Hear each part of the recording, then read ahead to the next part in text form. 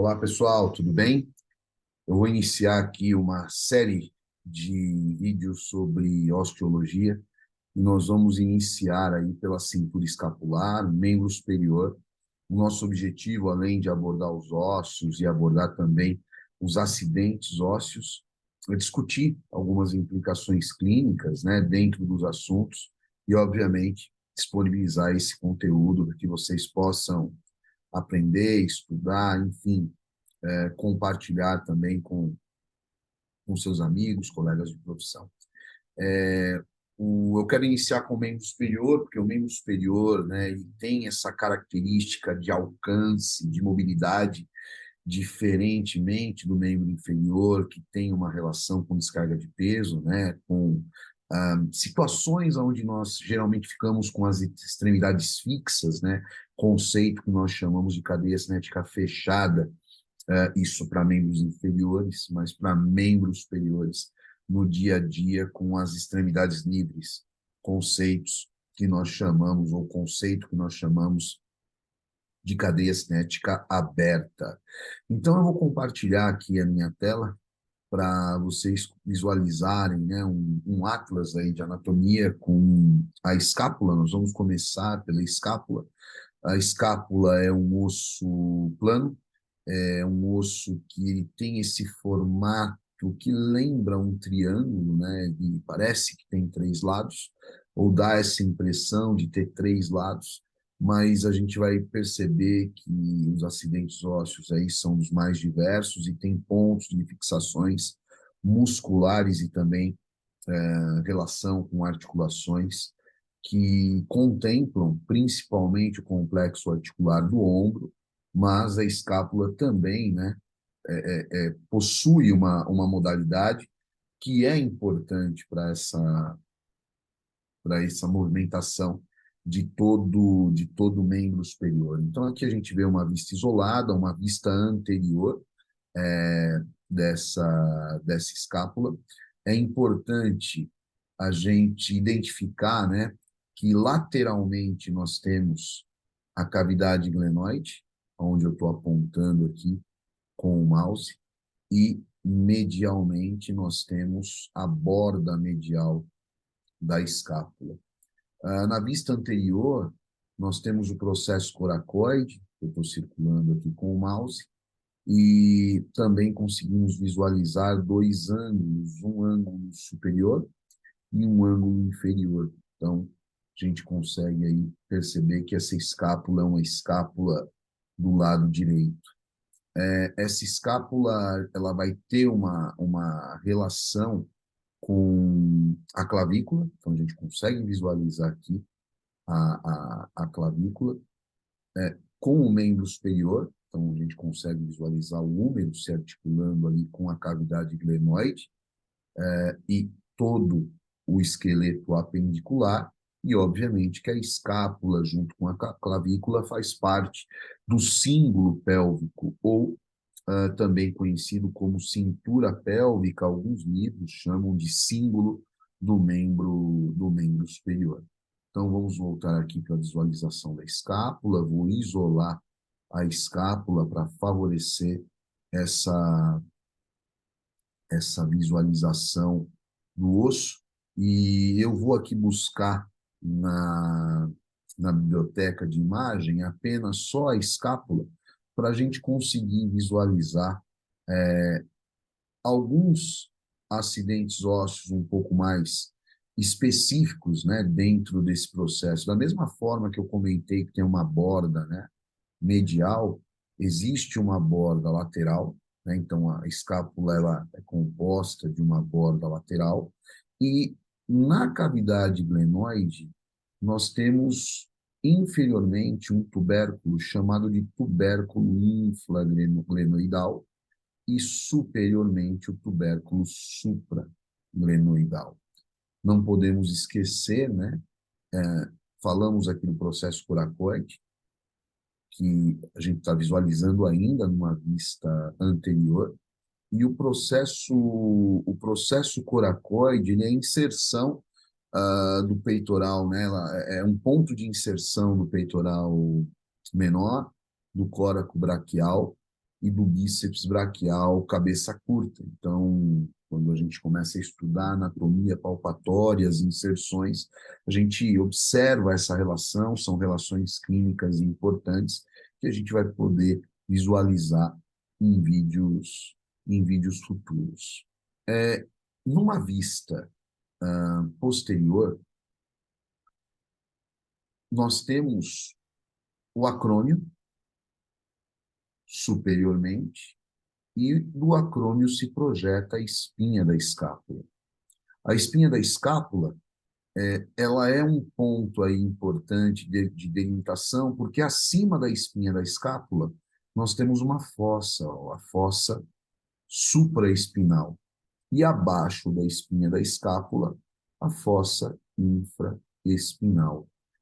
São pontos importantes porque o ventre do supraespinal se localiza, do músculo supraespinal, se localiza na fossa supraespinal e o ventre do músculo infraespinal se localiza na fossa infraespinal. Numa vista anterior, voltando para a vista anterior, nós temos a fossa subescapular. Deixa eu deixar um pouquinho mais longe para facilitar essa nossa visualização. Então, aqui eu vou conseguir mostrar para vocês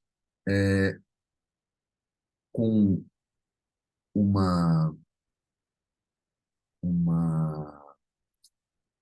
visão aí colorida, né, com essas cores, né, os acidentes ósseos. Então, aqui, o ângulo superior da escápula, a borda medial, a fossa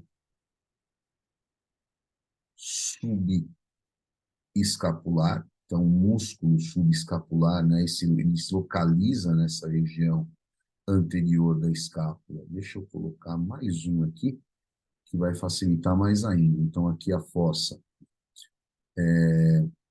subescapular, anteriormente, já vimos a borda medial, e aqui, ó, como eu tinha mostrado para vocês, mas agora bem delimitado, nós temos o tubérculo infraglenoidal, em verde, aqui em azul, que agora vai ficar verde, porque eu vou clicar, o tubérculo supraglenoidal, ponto de inserção também, de músculos, bastante importante nesse processo.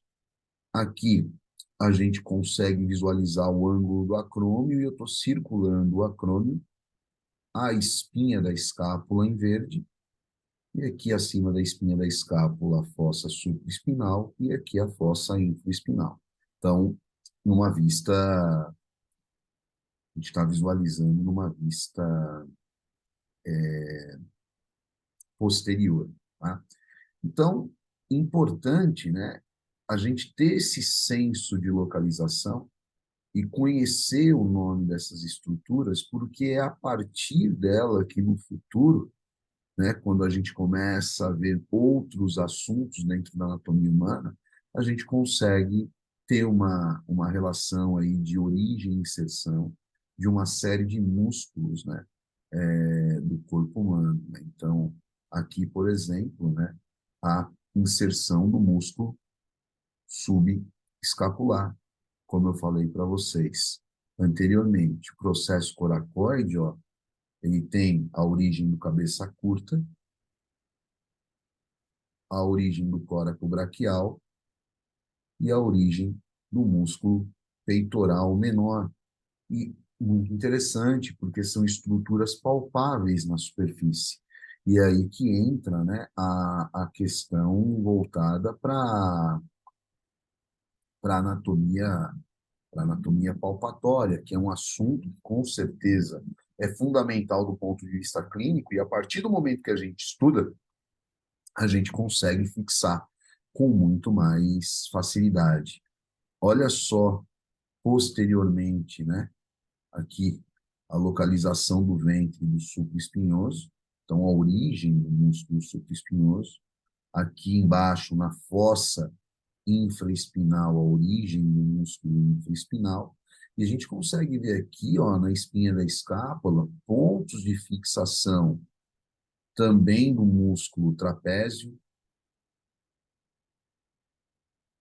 também inserção do trapézio, que vai passar por cima, né, superiormente a essa musculatura que eu comentei anteriormente, que é o supra e o infraespinal.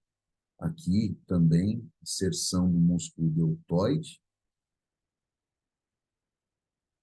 inserção do músculo deltoide.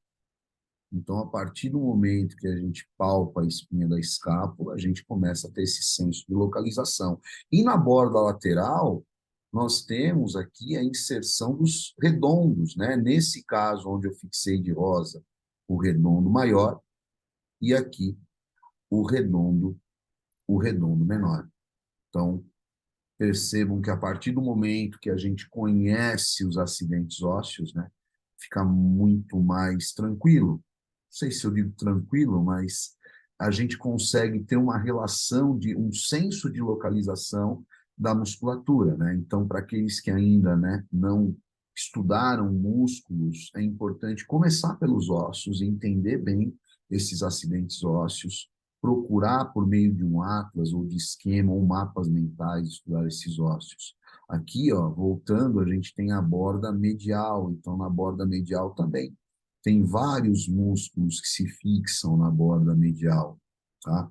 No ângulo superior, nós temos o levantador da escápula, então aqui eu tenho o ângulo superior da escápula, porém eu começo aqui a ter os romboides, o romboide menor e o romboide maior, se fixando a um músculo importante na adução da escápula. E aqui nós temos a inserção do músculo serrátil anterior, também na borda medial, mas na face anterior dessa borda medial da escápula. Então, percebam que eu tenho esses músculos, né, se inserindo aí nesse ponto. Vou interromper o compartilhamento. Então, para a gente concluir esse assunto, que são os acidentes ósseos da escápula, né, vale lembrar que a escápula é um osso plano, é um osso que tem relação com a cintura escapular, também conhecida como símbolo do membro superior ou símbolo escapular, e que é importantíssima, né? A identificação dessas estruturas para um bom entendimento de outros assuntos da anatomia humana que geralmente vêm à frente dos ossos, que são as articulações, os músculos, inervação, vascularização, tanto em relação à nutrição quanto em relação à drenagem, né? Então, nomenclatura de artérias, nomenclatura de veias. Então, espero que vocês tenham curtido, espero que vocês tenham gostado e a gente se vê num próximo assunto. Forte abraço.